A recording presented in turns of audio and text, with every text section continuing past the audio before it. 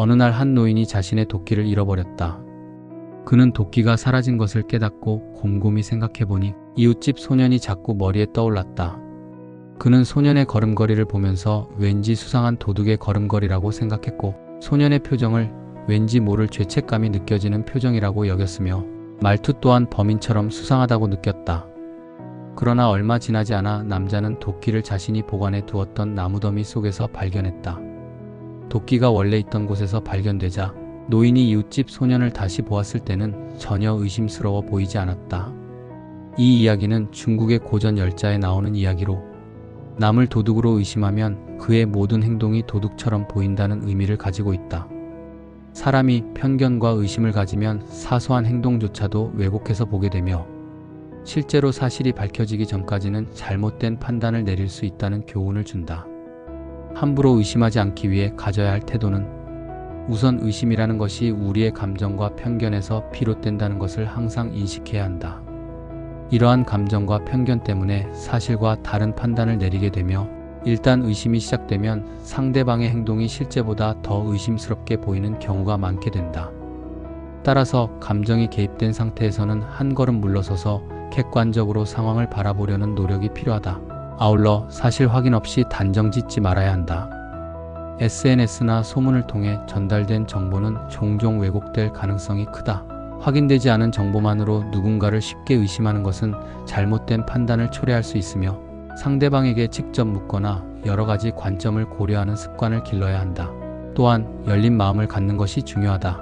선입견을 가지지 않으려면 다양한 시각을 받아들이는 태도가 중요하며 사람마다 행동하는 방식이 다르므로 내 기준으로만 판단하는 것은 위험하다. 혹시 내가 오해하고 있는 것은 아닐까? 라는 질문을 스스로 던져보는 것이 중요한 것이다. 마지막으로 신뢰를 바탕으로 관계를 맺는 것이 중요하다.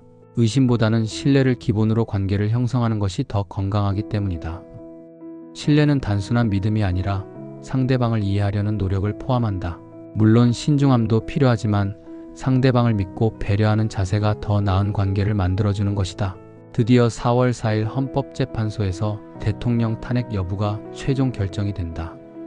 작년 12월 대통령의 계엄 선포 이후 대한민국은 개별 사안보다는 자신이 지닌 신념과 이념에 따라 많은 의심과 의혹을 제기하며 탄핵 찬반으로 나누어져 전례 없는 갈등을 겪어오고 있다. 탄핵 인용, 기각, 각하의 결정에 따라 또 한 번 큰 혼란이 불가피할 것으로 보인다.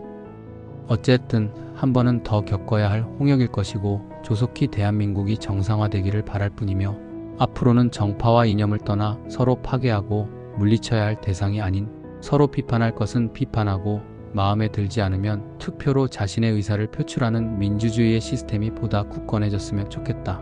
한 국가가 모두 좌파가 되거나 우파의 국민으로 채워질 수는 없다.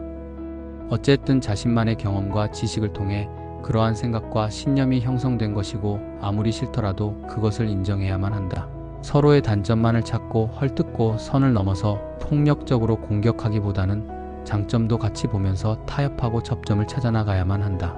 이데올로기적 비극적인 사건들을 다수 겪은 대한민국의 역사적 특수성을 고려하면 이 문제가 쉽게 해결되지는 않겠지만 아무리 생각해도 공존 외에는 다른 도리가 없다.